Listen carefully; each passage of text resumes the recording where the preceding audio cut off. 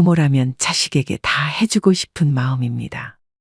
그래서 자식들 교육비, 결혼자금, 사업자금까지 다 대주고 손자, 손녀까지 봐주는 부모님들이 많습니다. 평생을 버는 족족 자식을 위해 돈을 쓰고 내 노후 준비는 하나도 되어 있지 않는 분들이 많으실 텐데요. 자식 덕 보려고 키운 것은 아니지만 나이 들어서 보니 이렇게 허무하고 외로울 수가 없습니다. 간도 쓸개도 다 내주며 키웠는데 자식들은 자기 살기 바쁘고 부모는 잘 거들떠 보지도 않습니다. 재산 있을 때는 그렇게 잘하더니 내가 가진 것 하나 없으니 짐짝 취급하듯이 냉랭하게 구는 자식들 때문에 상처받은 부모님들도 많습니다. 여러분은 자식들에게 부모 노릇을 언제까지 해야 한다고 생각하시나요? 자식에게 다 주지 마라, 자식과 거리를 두고 살아라 등 이제는 이런 말들이 건강 상식처럼 머리로는 알지만 막상 내 자식에게는 적용이 안 되는 부분들이 많습니다. 부모는 눈 감을 때까지 자식 걱정에 마음 편할 날 없지만 자식들은 부모의 마음과 같지 않습니다. 부모 부양의 인식 역시 과거와 크게 달라졌는데요. 15년 전 절반 이상 국민이 부모는 자식이 모셔야 한다고 생각했지만 지금은 5명 중 1명만 그렇게 생각하는 것으로 나타났습니다. 한 조사에 따르면 자식이 부모를 부양한다는 의견이 2007년 63%였던 것이 2018년에는 24.3%로 떨어진 것이 현실입니다. 이미 이 같은 상황을 인지하고 현명하게 부모 자식 관계를 재정립하고 계신 분들도 계실 것이고 그래도 자식밖에 없지라며 자식에게 많은 것을 의지하고 사는 분들도 있으실 텐데요. 여러분은 어떠신가요? 여기 자식들에게 의지하고 살다 배신감에 땅을 치고 후회하는 최 씨 할머니가 있습니다. 자식들이 주말에 최 씨 할머니의 집에 방문했습니다. 하지만 어쩐 일인지 할머니는 문만 열어주고 다시 방으로 들어갔습니다. 어머니 좋았어요. 웬일이냐? 엄마 보러 왔죠. 난 바쁘니 쉬었다 가라. 할머니는 자식들과 손주에게까지 눈길도 안 주고 방문을 걸어 잠갔습니다. 언뜻 서운함이 느껴지는 할머니와 자식들에게는 어떤 사연이 있었을까요? 할머니는 어릴 적 10살도 채 되기 전에 어머니가 지병으로 세상을 떠나게 되면서 가족 모두 함께 농사를 지으러 작은 시골 마을로 이사를 했습니다. 그렇게 가족들과 논농사와 콩농사를 지으며 생계를 꾸리다 할머니는 19의 고운 나이에 띠동갑 연상의 군인이었던 남편을 만나 결혼을 했습니다. 결혼하고 초반에 남편은 너무 다정했고 그렇게 어머니의 빈자리를 느끼지 못할 만큼 할머니는 행복한 하루하루를 보냈습니다. 하지만 그 행복은 오래가지 못했습니다. 전쟁이 발발하며 다른 나라로 파병을 가게 된 남편은 무사히 돌아와 할머니와 2명의 자식을 낳았지만 시간이 갈수록 남편은 전쟁 후유증으로 인해 알코올 중독자가 되었습니다. 사람이 전쟁이나 고문, 자연재해 사고 같은 큰 사건을 겪은 뒤에는 공포감이나 불안, 우울증이나 불면증을 경험하게 되는데 최 씨 할머니의 남편도 이를 피할 수 없었습니다. 할머니의 남편은 점점 술을 마시는 빈도가 높아졌고 심지어 폭력을 행사하기도 했습니다. 남편과 좋은 추억들이 많았던 할머니는 차마 남편을 두고 도망을 갈 수는 없었지만 자식들을 맞고 살게 키울 수가 없어 고향에 있는 이복 동생의 집에 자식들을 맡겼습니다. 할머니는 자식들이 어딜 가든 지금 여기보다는 나을 것이라 생각했습니다. 하지만 자식들은 그곳에서 심한 차별을 겪어야 했습니다. 할머니는 농사를 하며 번 돈을 이복 동생에게 보냈음에도 할머니의 자식들에게 제대로 밥을 주지 않았고 힘든 일을 도맡아 시켰습니다. 얘 빨리 일어나지 못해? 밥값 해야 할 거 아니야. 여기도 집안 사정이 넉넉하지 않았기에 자식들은 꿀꿀이 죽을 먹어야 했습니다. 꿀꿀이 죽은 돼지 먹이로 사용해야 할 정도의 조악한 재료가 들어갔는데 대부분은 미군 부대의 병영에서 식사를 끝내고 버린 음식물 쓰레기였습니다. 휴전 이후에도 우리나라의 사정이 워낙 궁핍했던 탓에 1970년대 초중반까지 미군 부대 근처 시장이나 골목의 허름한 식당에서 많이 팔았던 것이 꿀꿀이 죽이었습니다. 이렇게 자식들은 부모 곁을 떠나 힘든 어린 시절을 보내야 했습니다. 하지만 남편이 세상을 떠나고 할머니는 다시 자식들을 집으로 오게 할 수 있었습니다. 이때 할머니는 그간 자식들을 스스로 못 키운 것에 많은 죄책감을 느껴 모든 것을 자식을 위해 희생하며 살았습니다. 자식들은 그저 공부만 할 수 있게 집안일도 모두 할머니 스스로 도맡아 하며 자식들이 하고 싶다는 것은 아낌없이 지원해 줬습니다. 그렇게 오랜 시간이 지나서 자식들도 모두 결혼을 했습니다. 최 씨 할머니는 그래도 꽤 긴 시간 뒷바라지를 하며 자식들을 출가시키고 마음이 한결 가벼웠습니다. 자식들이 독립을 해도 집에 자주 찾아왔고 자식들이 집에 올 때면 자식들을 위해 이것저것 싸주며 결혼했음에도 챙겨주고 싶은 마음이 가득한 할머니였습니다. 그렇게 가득 챙겨줄 때마다 할머니는 정성스레 쓴 손편지도 같이 건네주었습니다. 며느리도 어찌나 착하던지 집에 올 때마다 엄마 엄마 하며 아주 살갑게 할머니를 대해줬습니다. 엄마, 어디 아픈 데는 없으시죠? 부탁할 거 있으면 언제든 얘기하세요. 그래, 고맙다, 세아가. 며느리는 할머니가 무언가를 줄 때마다 기쁘게 받았고 그 기쁜 모습을 볼 때마다 할머니는 더 챙겨주고 싶었습니다. 그렇게 그날도 어김없이 한가득 음식과 간식을 아들과 며느리 손에 쥐어주었습니다. 그날 할머니는 저녁에 산책을 가려고 하는데 길가에 버려진 간식들을 보았습니다. 저게 뭔가 싶어서 가까이 갔던 할머니는 오전에 자기가 자식에게 주었던 그 간식과 같은 것임을 확인했습니다. 그 간식은 이 주변에 팔았던 간식이기에 누가 저 아까운 것을 버리고 갔나 확인해 봤더니 그 안에는 할머니가 정성스럽게 적었던 손편지가 같이 들어 있었습니다. 그랬습니다.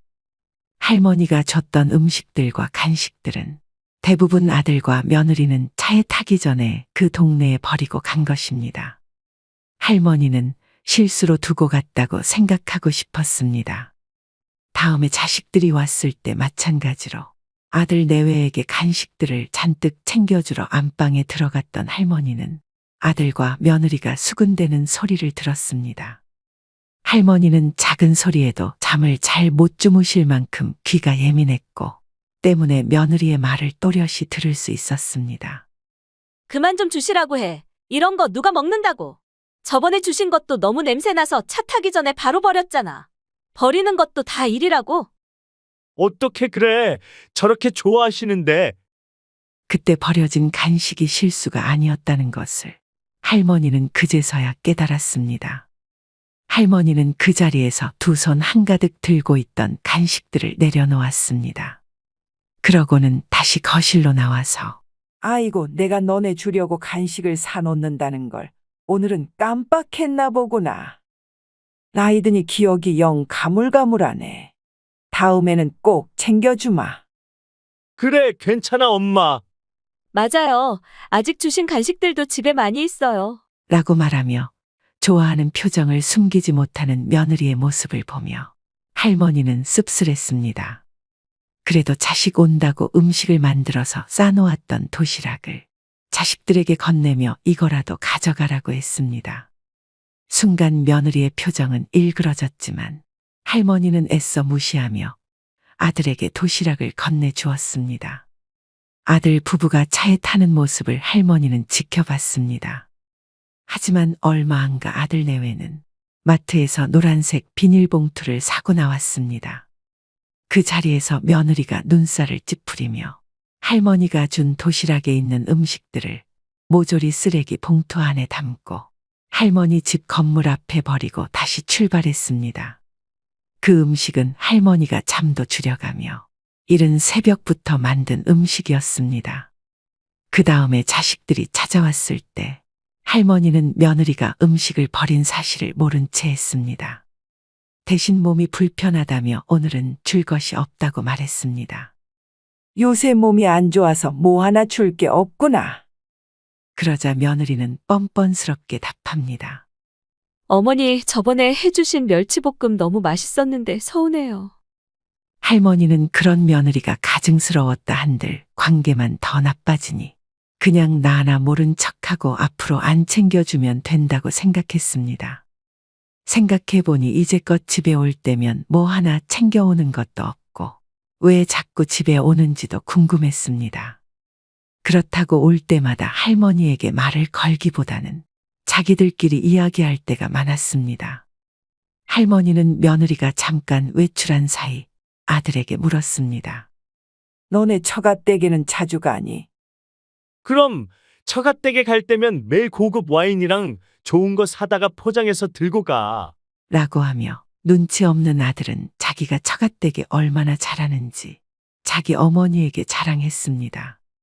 할머니 집에 올 때는 이제껏 딱 한 번 마트에 파는 10,000원 조금 넘는 음료수 세트를 사온 적이 전부였습니다. 하지만 아들의 자랑은 거기서 멈추지 않았습니다. 저번에 장인어른이랑 50만 원짜리 하는 고급 와인 마셨는데 맛이 기가 막히더라고요. 그 근처에 새로 생긴 음식점이 있는데 어찌나 맛있던지. 이렇게 자랑하며 끝까지 엄마 데리고 한번 가야겠다는 말조차 하지 않았습니다. 할머니는 며느리가 빈손으로 올 때마다 그냥 요새 물가도 많이 오르고 살기 힘드니 이해하고 넘어갔지만 자기 친정 챙길 때는 그렇게 돈을 많이 쓴다는 사실을 이제 알았습니다. 이 눈치 없는 아들놈은 할머니의 씁쓸한 표정을 보고 그제서야 말을 돌립니다. 그건 그렇고 이 집값 많이 올랐더라, 엄마? 기분 좋겠어? 많이 오르고 말고가 뭐가 중요해? 어차피 죽을 때까지 이 집에서 살 건데. 이후 할머니가 잠깐 친구와 통화를 하러 안방에 들어간 사이 아들과 며느리는 집안 구석구석을 보기 시작합니다. 할머니가 전화를 마치고 거실로 나가려는데 소곤소곤 하는 말소리가 들려왔습니다. 여기는 우리 우주 공부방으로 하면 될 것 같고, 저 큰 방은 자기랑 나랑 쓰면 될 것 같은데.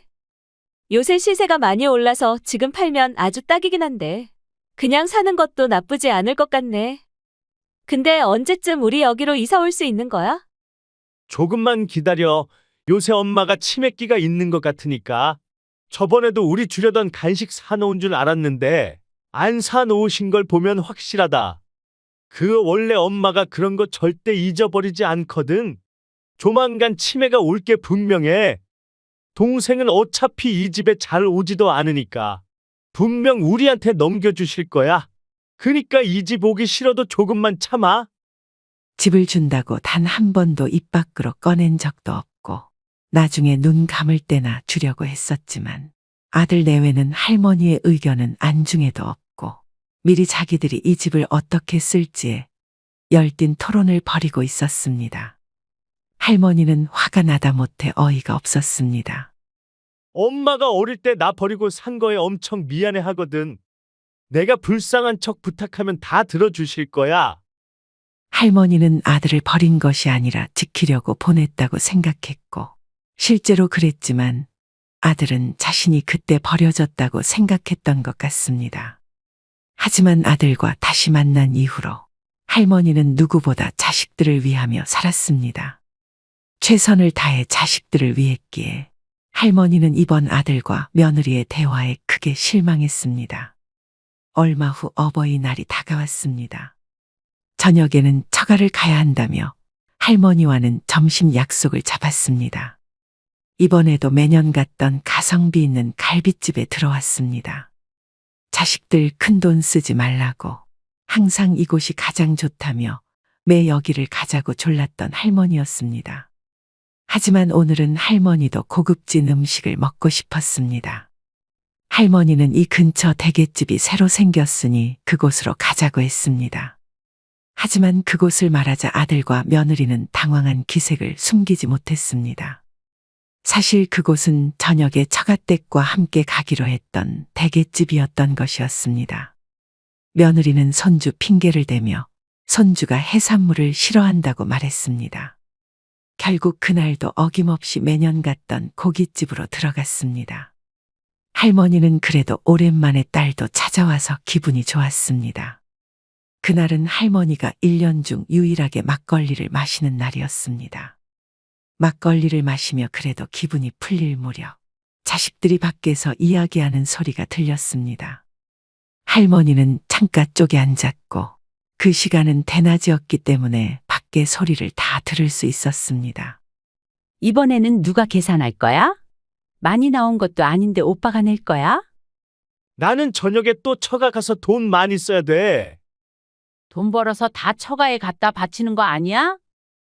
나 좀 봐주라. 눈치 보기 힘들다 나도. 내가 내면 와이프가 노발대발 할 거야. 나도 요새 힘들어.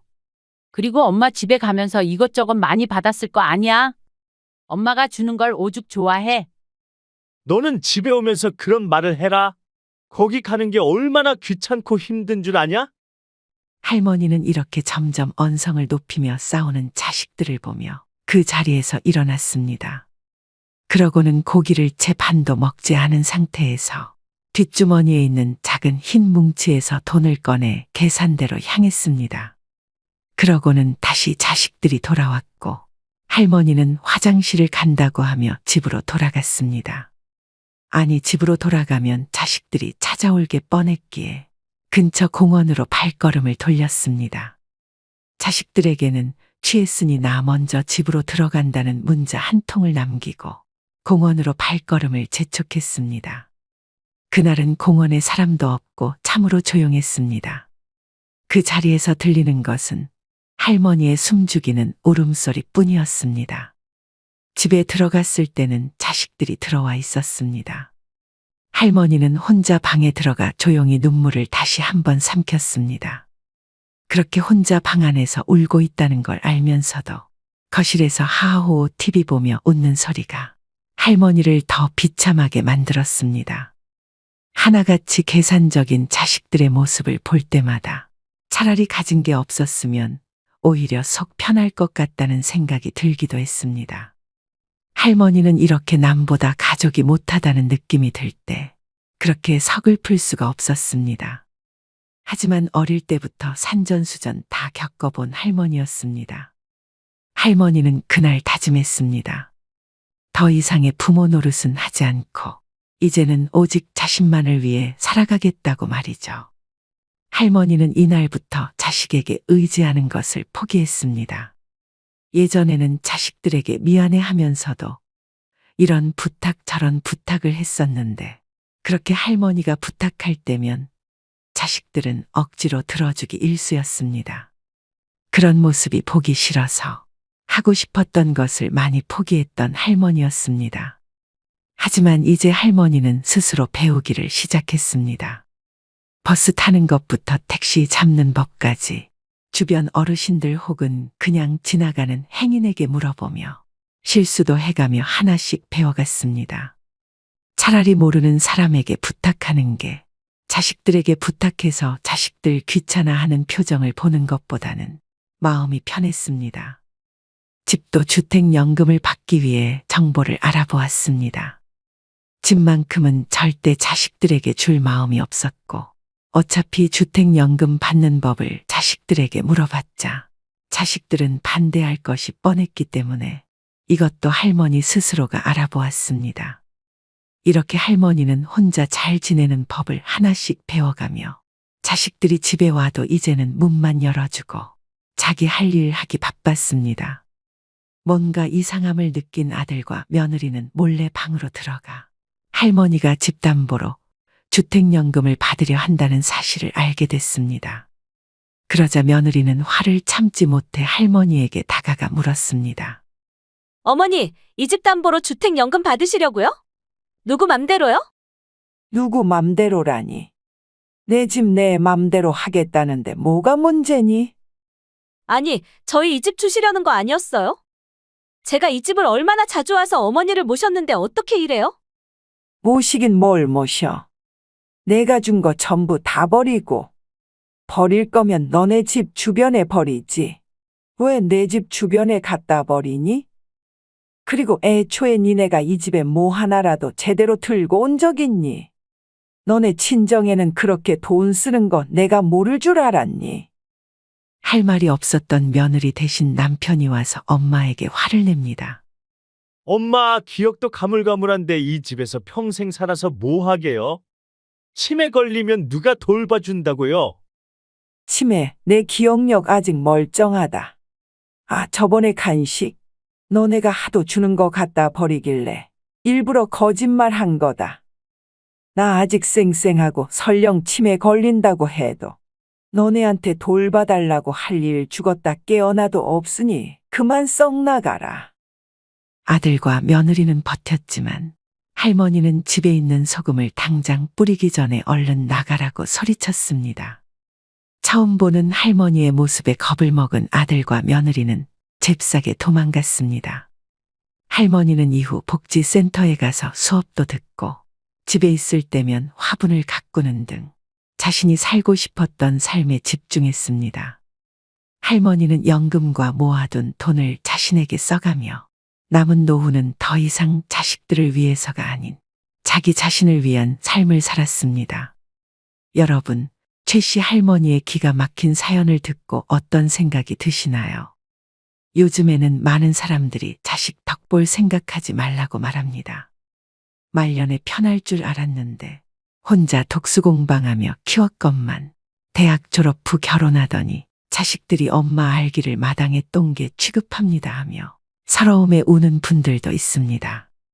고령화 시대에 이제는 부모를 버려야 한다, 부모를 버려야 자식이 산다라는 자극적인 문구를 내세우며 언론에서는 너나 할 것 없이 앞다퉈서 우리의 안타까운 현실을 고발합니다.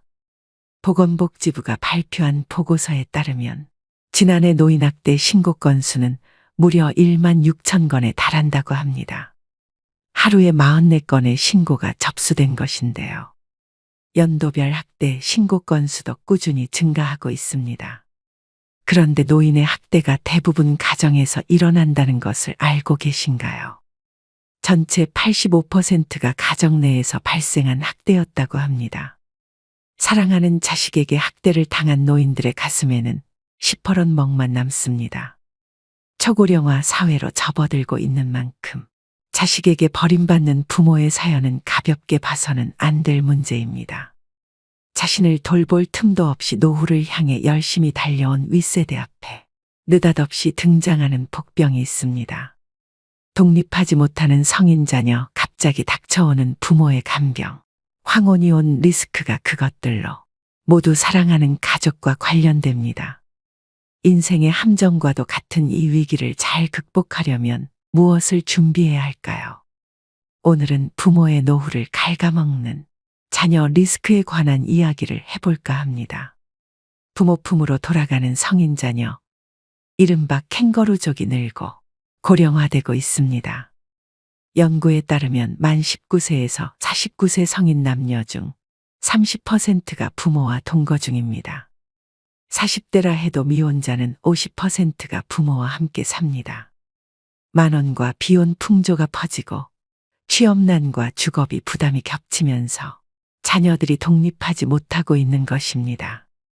한국 부모들은 자녀에 대한 무분별한 지원이 문제가 됩니다. 많은 교육비를 투여한 것도 모자라 자녀가 결혼하면 집 팔고 대출받아 지원해주는 것을 당연하게 여깁니다.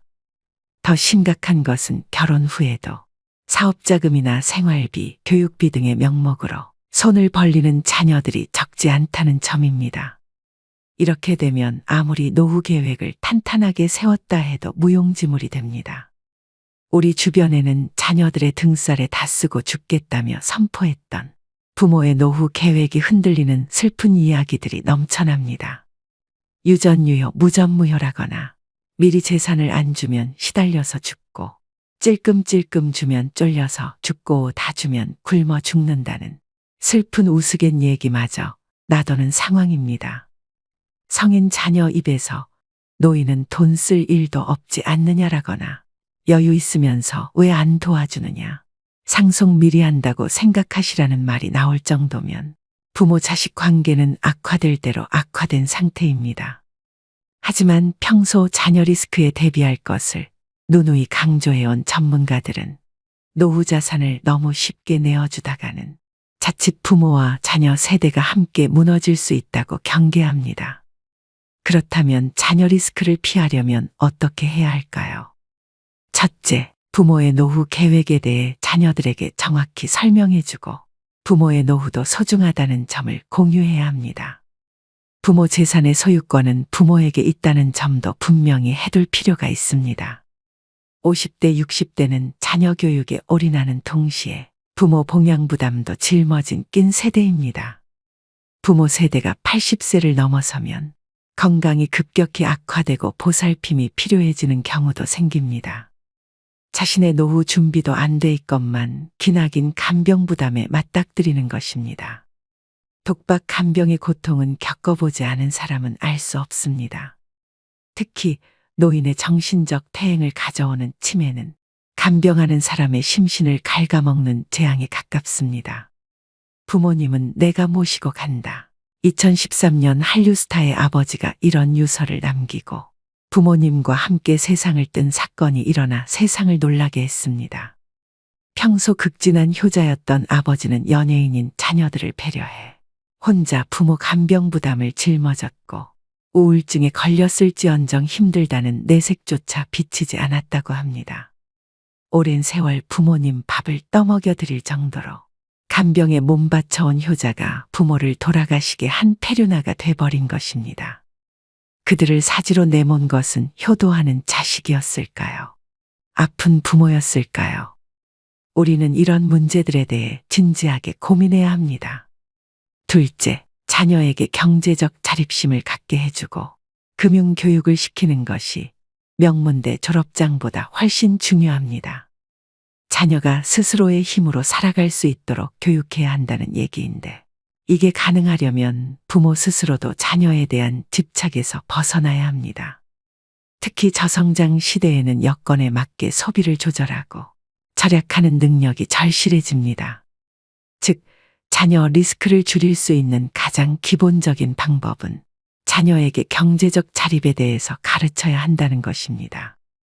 경제적으로 자립하지 못하면 평생 누군가에게 얹혀서 살 수밖에 없는데요. 진정한 경제적 자립이란 주어진 경제적 상황에 자기 자신을 맞춰 넣는 능력을 기르는 것입니다. 자녀에게 결핍에 적응하는 방식을 가르치는 것도 중요합니다. 또 자녀에게 어릴 때부터 투자 교육을 시키는 것도 중요하다고 했습니다.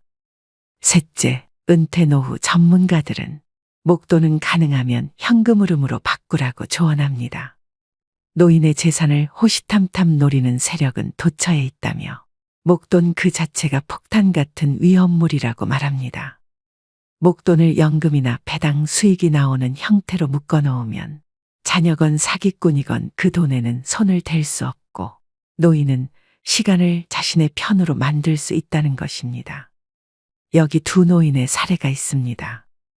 10억 이상의 현금을 가졌던 A 노인과 해마다 4천만 원 연금을 받는 B 노인의 노후 비교입니다. 두 분 모두 노안으로 10년째 요양시설에서 생활하고 있습니다. 자녀들은 극진히 모시지만 긴 병의 효자는 없는 법이죠. 그런데 A 노인의 자녀들은 시간이 갈수록 어머니가 빨리 돌아가시기를 바라는 반면 B 노인의 자녀들은 오래오래 사시기를 바라더라고 합니다. 왜 그럴까요? 목돈은 주인이 오래 살수록 줄어들지만 연금은 삶을 이어가는 한 따박따박 나오니 오래 살수록 유리하다고 생각하는 것입니다. 참 현실적이면서도 안타까운 얘기가 아닐 수 없습니다. 오늘의 영상 어떠셨나요? 요즘 주변 친구들이나 환갑을 넘은 지인들을 보면 열의 8 정도는 자녀 리스크로 마음고생을 하고 계시는 것 같습니다.